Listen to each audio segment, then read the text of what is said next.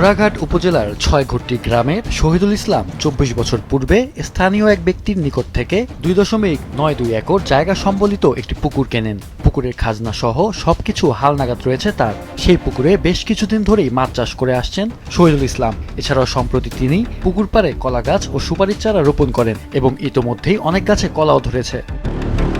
কিছুদিন আগে পুকুর থেকে একই গ্রামের নুরুন নবী ও তার সঙ্গীরা জমিতে পানি সেচের কথা বলে পুকুর পাড়ে গিয়ে শহীদুল ইসলামের সাথে কথা কাটাকাটি করে। এক পর্যায়ে তারা শহীদুলকে মেরে তার পা ভেঙে দেয়। এ বিষয়ে থানায় লিখিত অভিযোগ দায়ের করলে প্রতিপক্ষরা আরও ক্ষিপ্ত হয়ে গত ২১শে ডিসেম্বর রাতের আধারে পুকুর পাড়ে লাগানো ২০০০ কলা গাছ ও ১০০০ সুপারি গাছ কেটে ফেলে। সেই সাথে মাছের ফিড সহ অনেক কিছু চুরি করে নিয়ে যায়।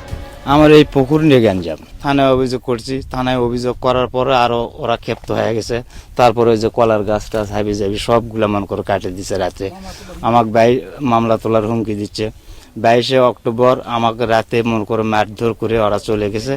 সেই কারণে আমি ওদের উপর মামলা করছি। সব মশার বিরুদ্ধে সুরক্ষা দিতে এলো বসুন্ধরা এক্সট্রিম অ্যারোসল, মশার বিরুদ্ধে এক্সট্রিম সুরক্ষা।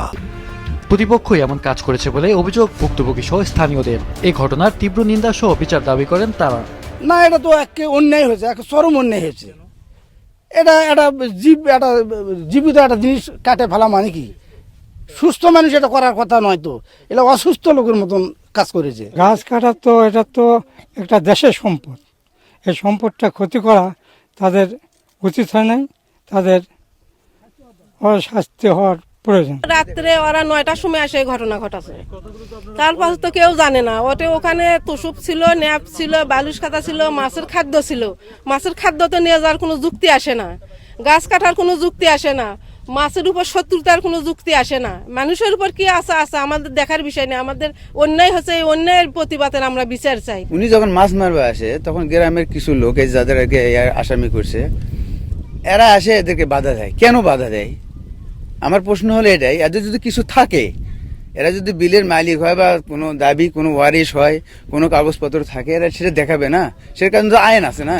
তবে গাছ কাটার অভিযোগ অস্বীকার করে তাদেরকে ফাঁসানোর জন্যই এমন কর্মকাণ্ড ঘটানো হয়েছে বলে দাবি অভিযুক্তের। কে কাটছে না কাটছে ভাই আমরা এটা জানি না। অনেক কলা বেচিছে, তামান কলাই বেচিছে। বেচার পর কলার গাছের মনে করো কলা উল পরে না, নষ্ট হয়ে যায়। ওই সেই গাছগুলো না কাটে গাছগুলো খাড়া করে দিতেছে পাট সাজানোর জন্য। সেই গাছগুলো পরে ওই নিজে নিজে এলা কাটে এখন নিজে নিজে কে সাজা হবে। এ বিষয়ে প্রাথমিক তদন্ত শুরু করেছে স্থানীয় পুলিশ। তদন্তে ঘটনার সত্যতা পেলে ব্যবস্থা নেওয়া হবে বলে জানিয়েছে তারা।